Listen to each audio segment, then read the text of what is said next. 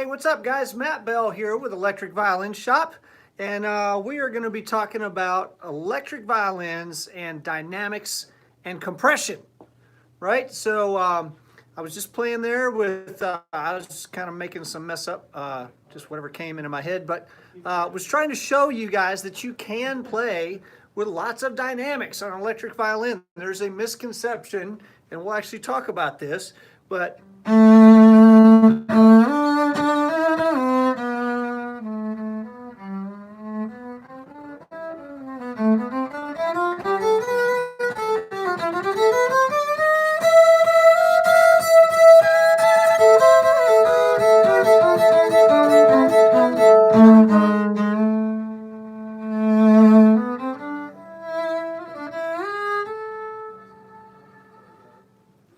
all right, and I actually bought into this.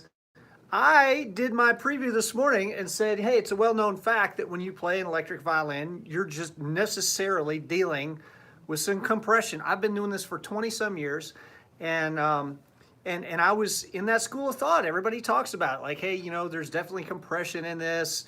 And I was like, well, you know, I'm an engineer. Let's measure the thing, right? Let's find out if I play as quiet as I can on an acoustic violin and as loud as I can on an acoustic violin. I've got a dB meter. So let's measure this and see what kind of dynamic range I can get playing on an acoustic violin. Well, it turns out without a whole lot of trouble, I can get about 25 dB of dynamic range on an acoustic violin. Just one I grabbed off the wall here in our shop. It's acoustic electric, of course, because if you can't plug it in, what use is it really?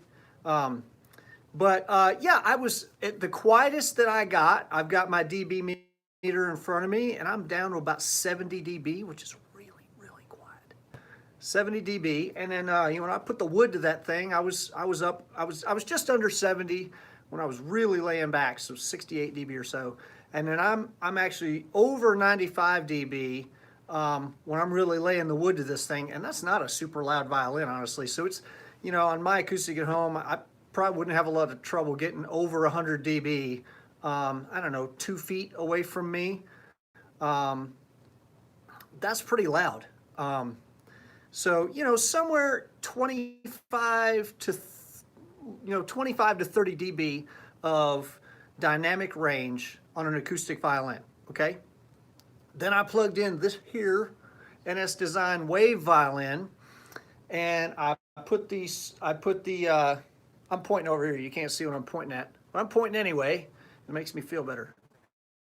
I put my dB meter right in about the same distance from the speaker as I had the dB meter from my acoustic violin, because we're going to be all scientific here. So I put it about the same distance from the speaker on this Fishman Loudbox Artist, and I played as quiet as I possibly could, and I sort of monkeyed with the amp to get my quietest sound to be about 68 to 70 dB, the same as the acoustic violin. And then I put some thunder on this thing, and I was up over 95 dB. So about the same range, between 25 and 30 dB of dynamic range on this passive NS Design Wave violin. And in the story, everybody always says that, you know, you can get more dynamic range out of a active violin. I actually thought about this, put my old thinking cap on, and didn't mess up my hair or nothing, so that's good.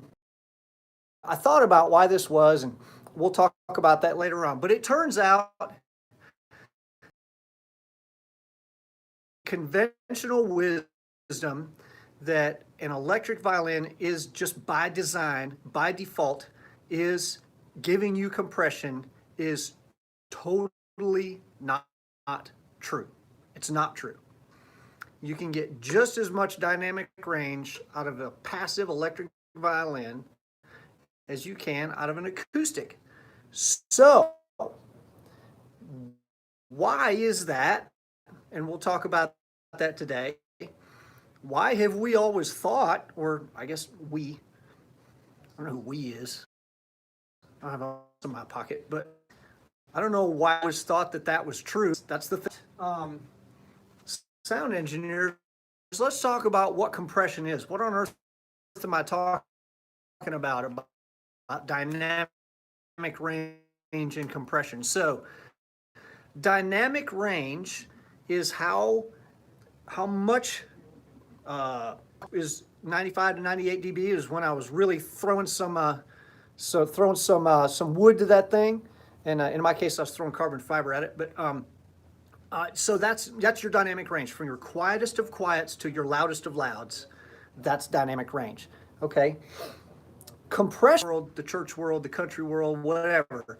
If you're in an amplified music setting and you're playing with a band, dynamic range in any given channel is not, we don't want 25 dB of dynamic range in there, because what happens is your engineer doesn't know when you're going to play really quiet, and he doesn't know when you're going to play really loud. Plus, he's probably got between, I don't know, 16 and 100 channels in front of him. And he's only got 10 fingers, 2 hands. Generally, when I'm mixing, I've got 2 faders that I sort of have my hands on as I'm actively mixing. I would rather not have the violin be one of them. Okay, I definitely want lead vocal somewhere, and just whatever else is kind of happening. Lead vocals in this hand, and then I've got a choice here, but I'd much rather not have it on the violin channel, because I hate to say this, but frankly, there's more important stuff in the overall mix, okay? And maybe on my drum fader, I don't know. But I don't necessarily want 25 dB of dynamic range in an instrument. Your quiets are going to be too quiet, you won't be able to hear them, and your louds are going to be too loud. So if I've got, basically what's going to happen is that since your loudest thing isn't slamming out of the mix and making people come at me and yell at me, I'm going to turn you down so that your loudest volume allows me to stay employed. Okay, so what that means is if you're playing much quieter than that, you're not going to be able to be heard. Mohammed, you want a list of all the prices on the violins in the background? You're in luck, buddy. We have a website. You can go to electricviolinshop.com. And every one of these instruments is listed on that website, and the prices are right there. Booyah! So yeah, thanks for hanging out. And you can go to electricviolinshop.com and get information on all these. Also, while you're at this, I'm going to plug our YouTube channel. We got YouTube folks over here, Facebook people over here. You can go to our YouTube channel, Electric Violin Shop, and you can watch review videos for every one of these instruments. Yeah. Pretty cool. All right. So yeah, so basically if I'm an engineer, I'm going to use what's called compression to shrink your dynamic range and get it to where your quiets are loud enough they can be heard, and your louds are not so loud that they're poking out. Okay, that's done with compression, and it's dynamic range compression. Your dynamic range is too big. I need to compress that and shrink it. So basically, let's look at charts. All right. So here's a waveform. And I don't know how many of you guys are familiar with waveforms. If you do any recording on your computers at home, you can see as you're recording like this, the middle is like there's no sound at all. And then this was, right? That's sort of what this was going to sound like. So I've got a dynamic range of this big. So my quietest and my loudest, you see how far apart those are? That's way too far apart. So I want to shrink that range down. So what I do is I'll take a compressor and I will set the threshold on the compressor is where anything below that volume, I just let it go. It just comes through the way it was. And anything above that volume, I'm going to reduce the amount of gain that comes through there. So I'll set my threshold here and say if I use a 3-to-1 compressor, if you get here and you're say 70 dB, right here's my compressor set at 70 dB, and then you come through with something at 76, well at 3-to-1 you've exceeded my threshold by 6 dB.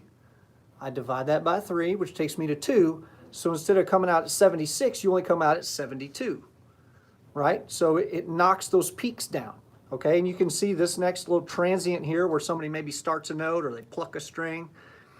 This is probably a drum or something. but that, say you went 9 dB over my threshold, so you're up to 79. Well, I've set my threshold at 70. Compression ratio is 3:1, so this now comes through at 73 dB instead of 79. Okay, that compresses your dynamic range. So the good part is it keeps your louds from poking out, and it allows me to bring your fader up so that your loudest notes aren't popping out, which means your quiet notes are coming through. Okay, the downside to using compression is if you're trying to be an expressive player and you're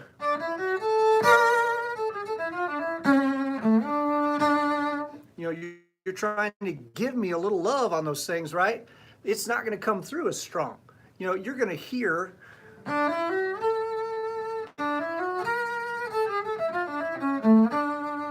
you might hear a little bit of push on that, but it's not going to be as forceful. You're going to lose some of your expressive abilities. And it's frustrating too, like if you're in ears and I'm really laying into this thing, but it's not getting any louder, that's going to make me frustrated and angry. Okay, so compression, if I don't understand what's happening, then I'm thinking maybe something's wrong with my instrument, something's wrong with my monitor, I can't hear myself, I need to get louder. Okay, so if I don't understand compression and why it's happening and what's being done, that can really bother me. Okay, so it's important to understand that if you're getting your monitor signal from the front of house board, he has almost definitely got some compression on your signal, and it's so that he can get you up in the mix. If he doesn't have any compression on your signal, he may or may not be able to get you up in the mix. And a lot of times, if you don't know the engineer, or more importantly, he doesn't know you, or she doesn't know you, then they're not necessarily going to trust you to stay in a very narrow volume range. And because they would like to keep their job, because jobs are what allow them to come buy more gear from us, they would like to keep their job. They're going to compress you so that you're not poking out all over the place every time you get a wild hair and if you're distractible like me, you're like playing squirrel. Oh, sorry. Sometimes I forget and I get excited. So compression will keep that all sort of sucked in, right? So that's important to know what's going on there. In classical music, because there is no engineer out front normally who has control over the sound, right? It's just acoustic sound filling a room, and you've got 40 violins sitting there, and the conductor has control. He wants to be able to control, or she wants to be able to control how loud you guys are, how quiet you are, by doing this. Maybe it'll fly away. So they want control. They want you to be able to get super, super quiet and then super, super loud, right? Rock bands have drums. Drums make a lot of noise. Drums are loud. Even before you mic them up, they're loud. So you've got to get loud enough to get over those things. And then they sort of create an artificial floor for sound. And because rock music has drums, that's why the dynamic range is tighter. Okay, you can't be dealing with 25 dB of dynamic range. It's just too much. Drums don't really allow us to do that. Okay, so that's why we need a tighter dynamic range in pop music. It's because of stinking drummers. Okay, just is what it is. Okay, so if I am experiencing compression, you're like, okay, Matt, you're telling me there's no compression from the violin, but there's compression in my chain somewhere. Like I can't get any louder, I can't get any quieter, I'm stuck at this one volume, and no matter how hard I play, it doesn't get any louder, and however light I play, it doesn't get any quieter. Okay, I hear you. It's not your violin, okay? It's usually not your violin, unless you got some ultra cheap thing that's just a piece of garbage. There are a number of places where compression can come into your rig, okay? One of the things, the old wirelesses that we used to use, the analog wirelesses that all had like an FM transmitter on them, you see they'd be 400 megahertz or 180 megahertz or what, megahertz, good God, kilohertz. So, they'd be in like the, 600 kilohertz range or whatever. Those things, because they were analog, did have some compression built in, okay? And one of the something. So it makes it sound a little rounder, a little fatter, a little thicker. We won't get into why that is. Just know that when you do compress something, you do lose a little bit of the sparkle in that normally, okay? Analog wireless units, the old analogs that we use that had the big antennas on them, I'm old enough to remember those.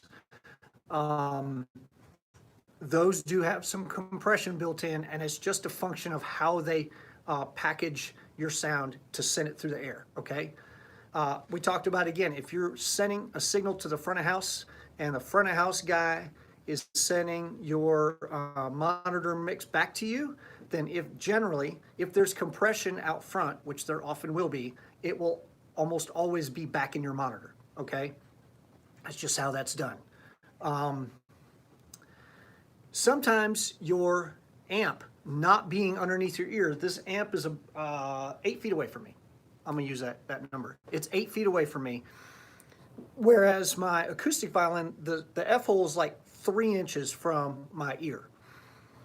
The fact that it's that far away actually does, because energy dissipates as it's going through the air, right?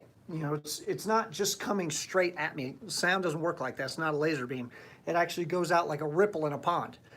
As that energy dissipates through the room, it's going to sound like it's a little bit compressed, okay? Because the thing that's right underneath my ear does not have so much space to dissipate. Before it gets to me, I'm actually hearing a wider slice of that pie. Does that make sense? If you think about the fact that this thing is rippling through the room, the further you get away from it, I don't know how good you guys were at geometry, but you know, you've got a slice of this thing that you're hearing, this circle, right? And if you're standing far away from it, you're hearing a very small slice. If you're standing close to it, you're hearing a larger slice of that pie. I really hope this makes sense. This is making me hungry. So if I'm really close to it, I'm actually hearing a larger slice of that pie. If I get further away from it, it's a smaller slice of that pie, which means there's more dissipation through the room. It's going to sound a little bit like it's more compressed, okay? Also, if you're in a room and there's a drummer going, you're only hearing what's poking above that drummer. So it has created a threshold, okay? The drummer has created a threshold, and it basically, because he's making so much noise, or guitar player is making so much noise, or a crowd, hopefully, is screaming at you loud enough that they've created a noise floor, you're hearing what's poking above them, okay? And if the crowd's at 100 dB, which I've been there, crowds can be that loud. If the crowd's at 100 dB and you go from 100 to 110, it's not going to sound, because it's a logarithmic scale, it's not going to sound like it just got twice as loud. It's only going to sound like it got a little bit louder, okay? Does that make sense? So if there is an artificial floor, a sound floor, you exceeding that floor, if you've doubled your volume, it's not going to sound twice as loud to you, okay? So that's another thing where your ears get tricked into thinking that there's compression where there's not. Okay. Rigs can actually compress your sound, though. And the biggest culprit are tubes. You guys love tubes. I love tubes. I got a tube tattooed on my arm, okay? There's a tube tattooed here. I like them. I like the way they sound. They get gainy, get angry, they get loud. Tubes are awesome, but tubes compress. And let me explain why. The reason that tubes make the sound that they make is because they're compressing your signal a little bit. So what happens is, the way a tube works is I try to force a little more signal through that tube than it's designed to handle, right? If I've got, it's a 5-watt tube, I can put, 6 watts through or whatever, and that's really not great physics there, but we'll pretend so that it makes sense. What a tube does is it actually clips the edge of that sound, and the way it clips that sound is what gives you that sound that you like, okay? So, again, a waveform. Here is if I'm not hitting that tube very hard at all of my sound comes through. But it means the tube is not coloring the sound that much. If I like the coloration that that tube is giving me, and this is where we have gain versus volume.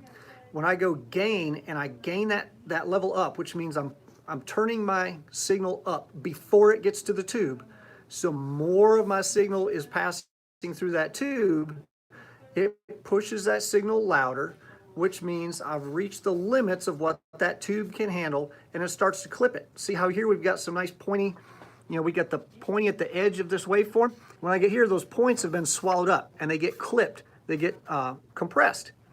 So what used to poke up a little further is not poking up there anymore. It can't fit through the tube, so the tube compresses it. Now that compression, because a waveform, I got more graphs. I'm like Ross Perot today. Only some of you guys are old enough to understand that. So this is, say, your waveform. Once I push it through, this particular example is showing that it just flattens it right out, right? It just slices it like a razor blade. Well, tubes don't work like that. Tubes are analog, and they don't do a slice. They actually will, there'll actually be some little jagged edges in here, and depending on what type of tube you have, it'll depend on how that jagged thing works. Well, that is what gives you that tube sound, that warmth, is actual clipping, okay? That clipping is de facto compression. So if you are, I did talk to somebody on the phone not too long ago. They're like, yeah, I can't get any volume change. I don't have any dynamic control over my cello. Well, what are you running into? I'm running into a Kemper, and I've got this amp model in my this profile in my Kemper that is giving me this nice, lush, warm tone that I like. Well, the problem is, math is scary. Can't math. The problem is that thing that is making your tone warm and full is also compressing your sound because it's clipping the edges of those waveforms. And where you find it is not when you're playing super quiet. It's when you're playing super quiet. If you're playing nice and quiet,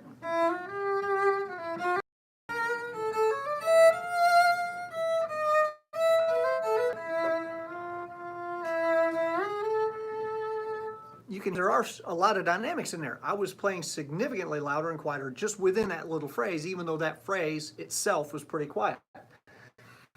That's all going to come through because I'm inside that threshold, right? I'm like the waveform, the small waveform. I can't say left or right because half you guys are reversed and half of you aren't. So it's like the small waveform here. You can see there are dynamics in that small waveform, and they're all coming through. If I start playing loud, and my louds are now above the threshold of compression, to hear like, okay, my real quiet and then my real quiet, yes, there's a difference there. But when I go like medium loud to super loud, there's no difference. Well, that's because you're hitting that threshold of something in your signal chain, even if there's no deliberate compression on you, you're hitting that threshold somewhere in your signal chain that is clipping or compressing, okay? If you want to avoid that, one of the ways you avoid that is the gain knob on your amp or your preamp. You've got to get that down. We talked a couple weeks ago about how to set the gain on your preamp. Like you want to turn it up, turn the gain up until you start hearing it like clipping, and then just back it off a little bit. Well, what's happening is that's where it's clipping audibly means that you're well into you're well past the dynamic edges of that thing. If you want more dynamic control, you've got to get that gain down so that you've got more space before you sort of hit that wall. Okay, does that make sense? You also have to make sure that every stage in your signal path, if you have a complicated signal path, and I've got all these notifications. Stop notifying me. I don't want to know about your notifications. All right. Somebody left me a voicemail. I'm just going to delete it. I don't even listen to those things. So every block, every pedal, every amp, every piece in your signal path has a dynamic range that it's expecting. And if you get too close to the edges of that dynamic range, then you're going to start having clipping, and maybe that clipping's fine. That clipping may be giving you the sound that you want. If you hear a distorted guitar, whatever. If you hear a distorted violin sound, that's because something's clipping. We're doing that intentionally. That's what's making it sound rock and roll. okay? So if you don't want that clipping sound, if you don't want to lose that dynamic range, you've got to keep stuff turned down enough that you're not bumping into the edges in each of those pieces. Got a question here. What would you suggest to make a tube amp louder? So there are two sections in an amp. There is your preamp section, your tube section, which is where you're getting the coloration of your sound, most of it. And then there's the power section. So that's the difference when we say gain and volume are two different things. Gain, if you turn the gain up, then you're pushing more through that tube, and that's where you get distortion and you get the warmth, and you are going to get some compression. And then you go to the volume section. In theory, the volume section is much more linear. So all that does is make it louder. In theory, it doesn't really color your tone. It just makes you louder.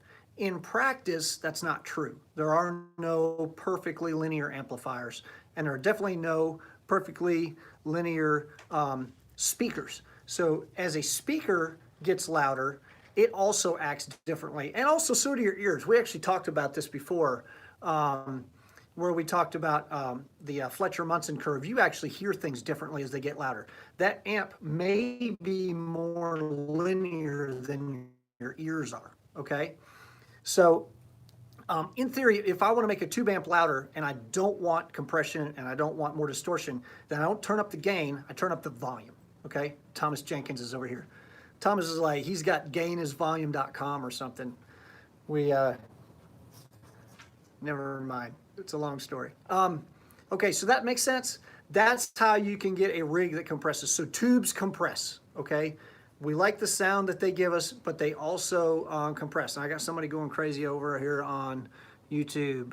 Different multi-effects sounds, course. Okay, that's not what, I mean, we'll do a bunch of live streams where we talk about different effects. This live stream in particular is really talking more about dynamics.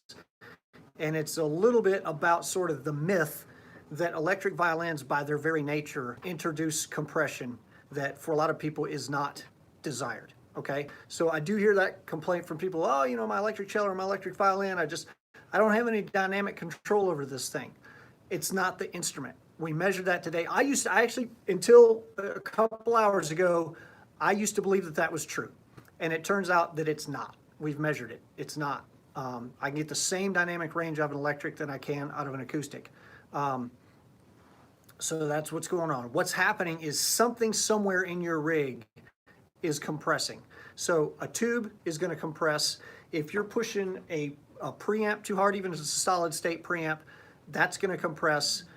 You can actually get a compression pedal. Okay, let's talk about compression pedals. What's up, Ben Haney? You can get a compression pedal, and guitar players use them all the time. And what guitar players generally use them for is for sustain. A guitar is a really transient instrument. You know, gotta wake my wireless up.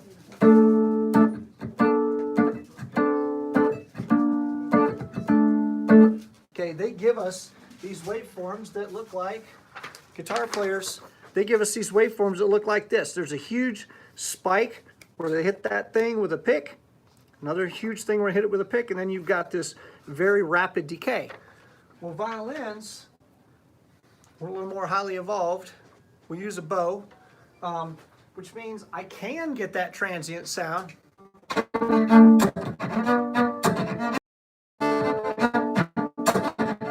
Or I go, right? I can get all that. But normally, if I want to sound more like a traditional violin,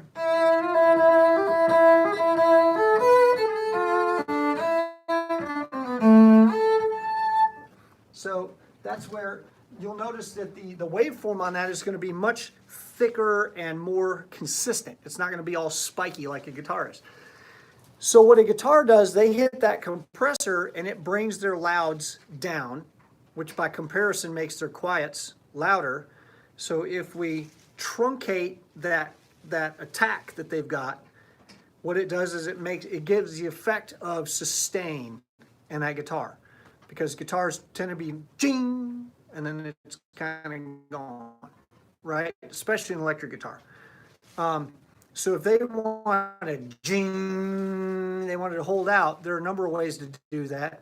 And the tube, the distortion is one because they're pushing that thing and it's compressing along with distortion, and that's what makes it ring louder. Bah, that's compression, okay? They may not have a compressor pedal on there, but they're running through a tube and it has the effect of compressing.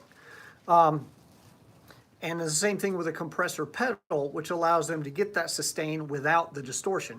So maybe they have both. You have a compressor and you've got a tube that's giving you more sustain and some distortion too.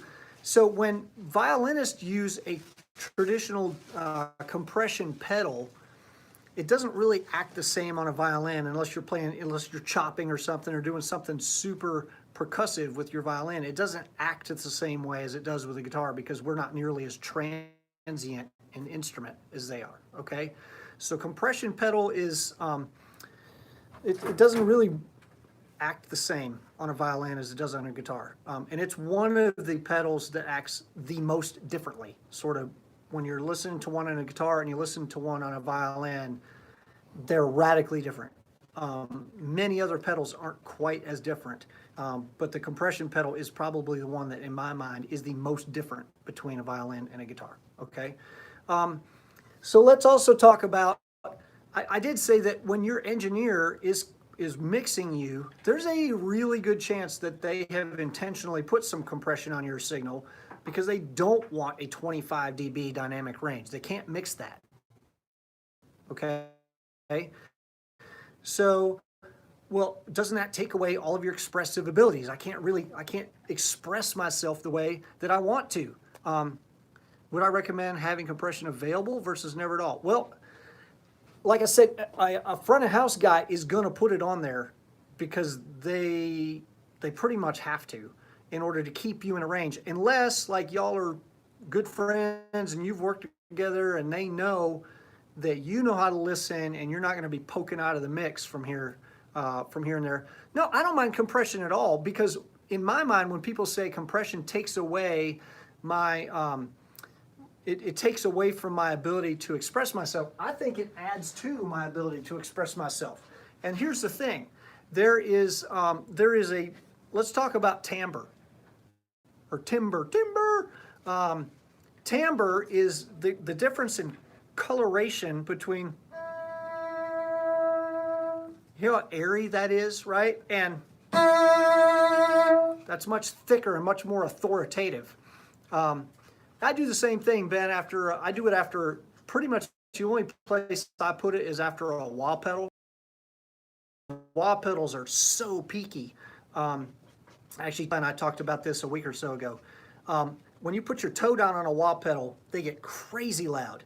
And then you put your heel down and they just disappear entirely. So I put a compressor after my wah pedal to tame those peaks, so that I've got my wah in there and you can hear it when I've got my heel down, but it's not peeling your scalp back when I got the toe down. So we'll talk about timbre and why compression is a good thing. If I want to play, if I want that airy kind of sound,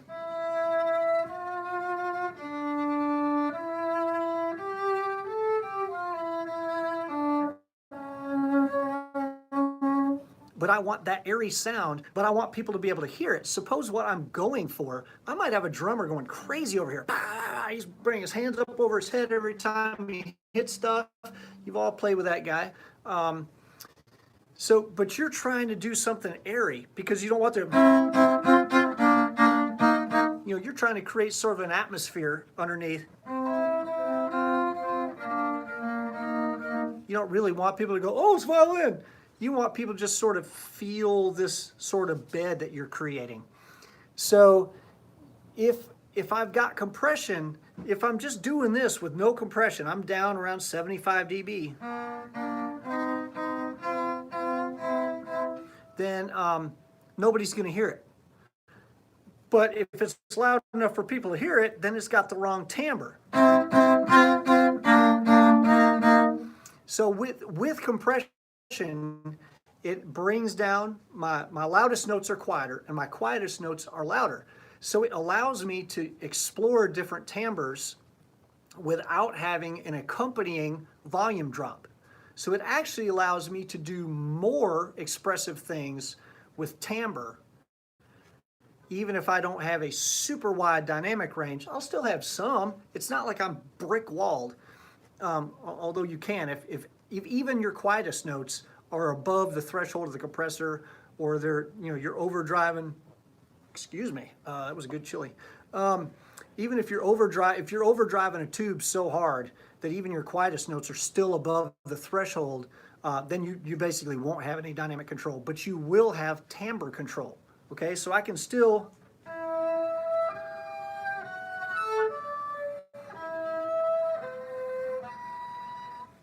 get all those nice airy sounds, but they can be loud. Or the other thing that I always play with a volume pedal, I play in my church a lot, and sometimes in a church, you're creating just pads. Maybe somebody comes up to make an announcement, and you're still sort of creating this sort of color wash for them to talk over. But maybe I don't want that. Maybe I still want a fuller, stronger timbre.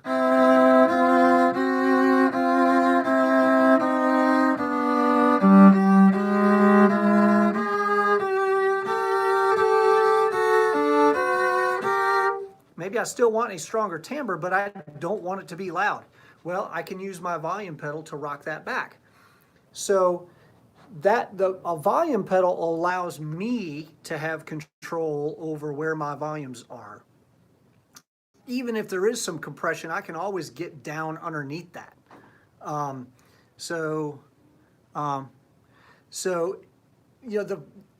If I have a volume pedal, then I have the ability, and there's compression, then I have the ability to use light playing and the sounds that come from light playing, even if I need a lot of volume. And I have the ability to use strong playing and the sounds that come from that, even if I don't want a lot of volume. Okay? So I don't feel like, I think if you understand compression and how it works and why we're doing it, I think it actually adds to your palette of expression rather than taking away from your palette of expression. Okay? So, and that's the thing we've got to understand, is a compression is a thing. Okay? It happens with tubes. It happens with compressors, which are being used on purpose. It happens sometimes with certain wireless units. There's a compression. There's sort of a psychosomatic. Is that the right word? Not that smart. There's sort of the psychoacoustic compression sound we get when there's a sound floor created by drums or crowd or whatever.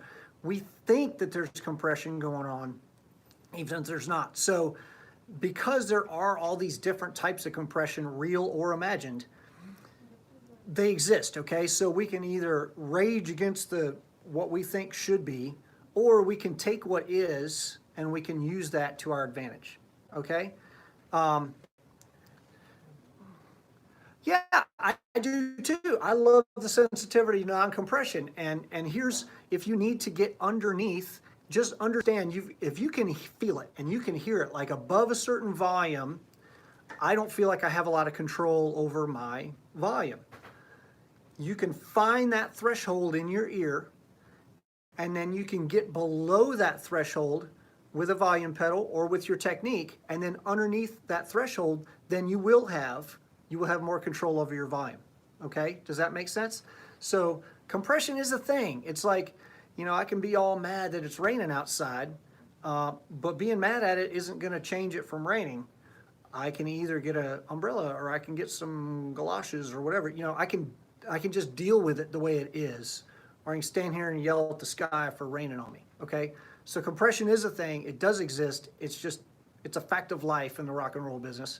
I can either be defiant against that, or I can try to understand it and work with it. Okay? So I hope that makes sense to you guys. If you have questions, well, what it means is you got to work with your engineer. So somebody says, I know, but when I hit hard, it won't go and I want it to go. Well, then what it means is that you're up into that threshold of compression. And so it means you're either going to have to work with your rig or work with your engineer to get something below that threshold so that you can poke out if you need to. So I don't know if in your particular case, if if that compression is happening somewhere in your rig, like we said, you've got to find where it is in your rig that you're hitting that threshold. You've got to get below that for your normal operating, and then that allows you to be peaky within that threshold, right? So if my threshold's at 90 dB and above 90 dB, I really don't have much control over my volume. If I want to be able to peak something, then maybe I keep my normal volume at 80, and then I can peak up to there. Does that make sense? Yeah, it blocks the bow hit. Well, honestly, as a front of house guy, I want it to block your bow hit. I don't want your bow hit slamming out in the middle of a mix, especially if you're in like a 10-piece band or something. If you're by yourself and you really want that transient, then what you're gonna have to do is get yourself turned down so that whatever piece of gear is clipping and is compressing you is no longer compressing you. So I hope that makes sense. So yeah, somebody was asking, and I see Thomas's question in here, and I see, okay, Lance is asking, what are some adjustments a sound guy might make to your violin? Yeah, we talked about this in other, we talked about this in some previous podcasts. We talk about it some more. Basically, like I've said, a sound guy, generally, unless you're the hat act, unless you're Charlie Daniels, you are the headline guy who is playing the violin, and your instrument is the most important instrument on stage, and those are fairly rare. We're trying to change this. But if most of us end up being side guys, if you are a side guy, you got to understand that you are not the engineer's top priority, okay? So when you know that and you can think like that, then you can make sure that you're not creating extra work for him or her. And if you're creating extra work for an engineer, the engineer has a really easy way to fix that. They go, gone. You're not making work for me anymore. Gabriel, we've got a bunch of videos on that. I don't really have time to get into it today, but we have a bunch of, if you go to our YouTube page, and I think you're there already, we've got a bunch of videos where we compare different pickups. So back to the question that Lance had on what a sound engineer might do to you. If you play a Viper, you are the main guy. Let's just get that out there right now. Even if they don't think you are, they're wrong. So yeah, basically you want to make sure you're not creating extra work for the sound guy, that you're, or the sound human, the sound human. Could be a monkey, I don't know. Sometimes a monkey might do better. The sound thing, whatever's running your board, could be a cat. So if you want to make sure you're not creating extra work for them, and so it means staying in your lane. And I think a lot of this has to do with the way that you play, when you choose to play. And believe it or not, this is another thing. I'll go on another soapbox here since you asked. Here's a move that violinists tend to not use, but should use more often. You ready? That one right there. You hear what I'm playing right now? No, because I'm not playing anything. You know what I'm not doing? I'm not making mistakes. I'm also not taking up space. So sometimes I want to take up space, right? Sometimes we get to a chorus and we want a fuller sound. So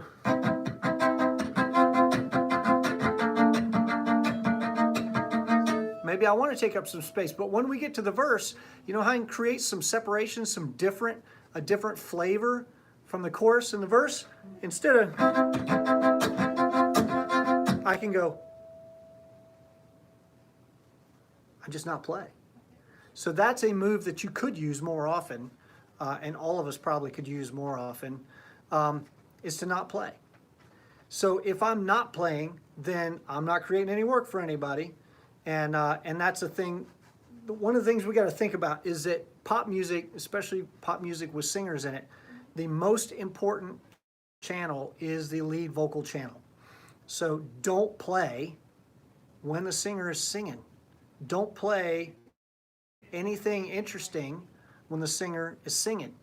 You got to make sure that the singer, whatever the singer is singing, is the most interesting thing that's happening at that time. You know, if there's this killer vocal line going and you're going, dude, you're getting muted. So, because it's like, I can't mix both of you at the same time. I have to choose, and guess what? It's not you. So we got to make sure that we're making musical choices, that we're listening to what's happening on stage. Everybody can play. People who can listen are the ones that get to work. I've even heard it say that if your playing is too busy, your calendar won't be. So, you know, we all know you can play. We know you went through Suzuki Book 34 or whatever. But honestly, what's needed in this song right now is...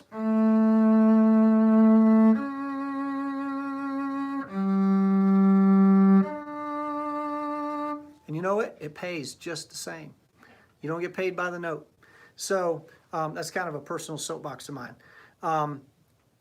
So make sure you're listening, occupying a space that nobody else is occupying. If you and the piano player are both hanging around middle C, then your sound person is going to have to create space. And they're going to create space by getting one of you out of there. Chances are it's going to be you, not the piano player. So try not to occupy the same spaces that other people are occupying. And that means not only sonically, note-wise. You know, if everybody's honking on middle C, you know, I got a singer who's singing on middle C, and a piano player's banging away on middle C, and a guitar player's strumming cowboy chords because that's all he's got. And then the violin is trying to sit in that same... It's like, my God, I got four people trying to occupy this one space. That ain't working. So people are going to start getting ducked because it's just going to sound mushy. So you can either try this move, you still get paid when you do that, or you get up here. Or if you got a 6 or 7 or a 21 string violin, then you can get way down and below all that. So so that's one of the things that you don't want your sound engineer to do too terribly much to your sound, because hopefully you have gotten your sound dialed in already. Ideally, if your sound is good, then you don't really want them doing much to it at all. So one of the ways that you make sure they don't do much to it at all is, A, you keep your volume reasonable. If you've got an amp on stage with you, you know, people have asked about why I play a fretted violin. I'm like, well, it's really stinking loud up here, and sometimes I can't always hear myself as well as I want to. And they're like, well, just turn up. Well, there's a reason that I'm working and you're at home commenting on your keyboard. You don't just turn up. If you just turn up, then it turns into volume wars on stage, and that's no good for anybody. You've got to maintain a reasonable volume on stage. Okay, that's going to make sure that you're in the house. Every sound engineer's got 100 stories about, I've got a guitar player who's muted in the house because his amp is so stinking loud that I can't even put him in the house. So, and especially if it's an amp that's one of those laser amps, like a Marshall stack, it's peeling your scalp back when you're right in front of it, but you get 5 degrees off axis and you can't hear it at all. Well, the people that are standing in front of Steve Vai up there are getting quite the show, but nobody else in the room can hear him at all. And the reason is, if I put him in the house, he's going to be way, way too loud. So keep your volume reasonable on stage so that the engineer can put you in the house. And don't be stomping on other people's parts. Leave some space. Listen. Play a little bit of sense to you. And, you know, don't make it about you. Make it about the song. So hopefully those tips will help your engineer go, hey, I don't really need to do much of anything. This violin cat's not getting in the way. They just sound good. They're you know, they're playing in tune, and you know, it's great. Typically what I would do with my engineer when I was touring with an engineer who I worked with every night, I would not put any reverb in my signal at all. Completely dry. And it's because Wayne, our engineer out front, every venue's different. Some venues are really boomy and ringy, and I'm in-ears. I can't tell if the venue's boomy or ringy, and frankly, I don't care. My ears sound good, so yeah, to the rest of you.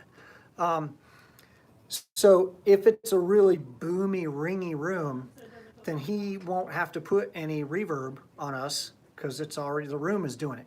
If it's a really dry room, then he'll put reverb on everything, and if he's got the same reverb on me that he's got on the vocals, and the same reverb on the vocals he's got on the drums or whatever, if he's got reverbs that work well together, then that's going to sound better. If I've got some big shimmery, shiny thing and it's a really bright room, then he can't get me up in the mix because the highs are going to be, you know, spiking everybody.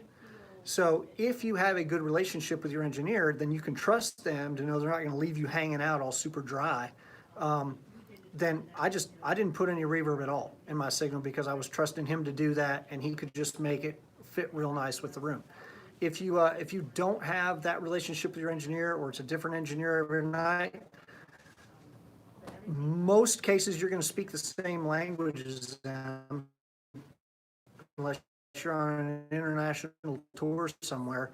You can totally go talk to them. Engineers, we got a reputation for being grumpy, and we've pretty much earned it. But yeah, you can go talk to them and be like, hey, you know, I would like to just leave the reverb in your hands. I can just take it out of my thing entirely, and you can put it in there. Or if you want me to do it, you let me know. You know, communicate. We can talk to each other.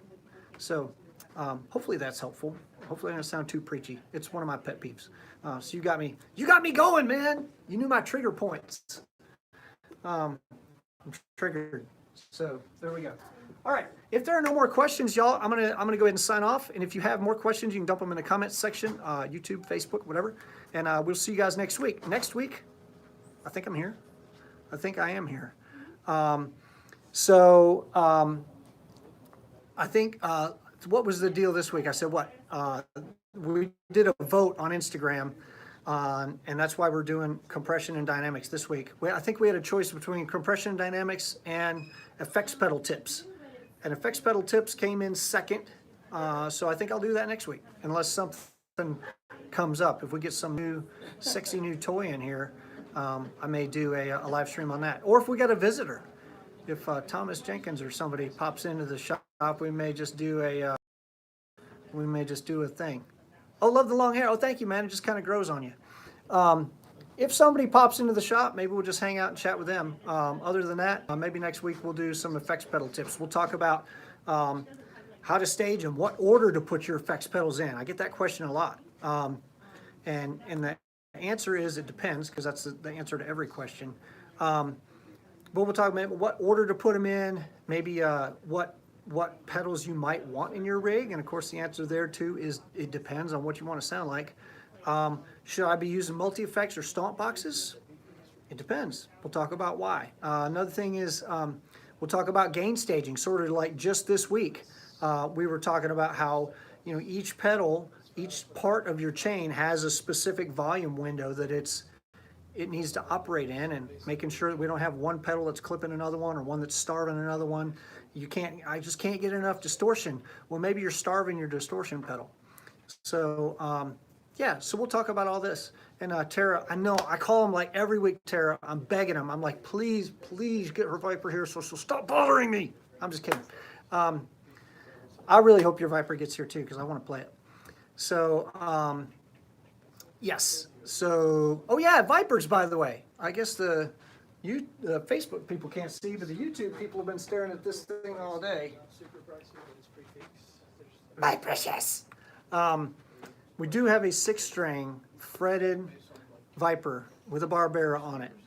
Someone had ordered, they paid their deposit on it, and they waited a year. They waited a year for this thing to come in. Unfortunately, life kind of happened to them, and they are not able to play anymore.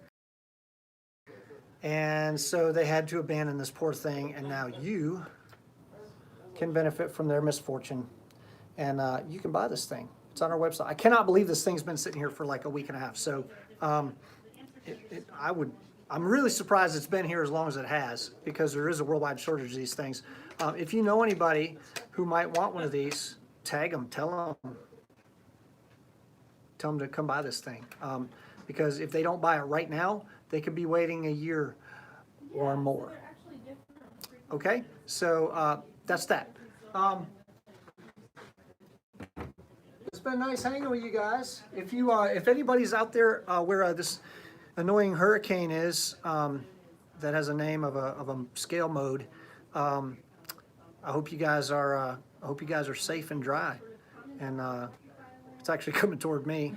I think I'll probably be okay, but I'm a pretty good swimmer. I think we'll be all right. So yeah, see you guys next week. All right, bye.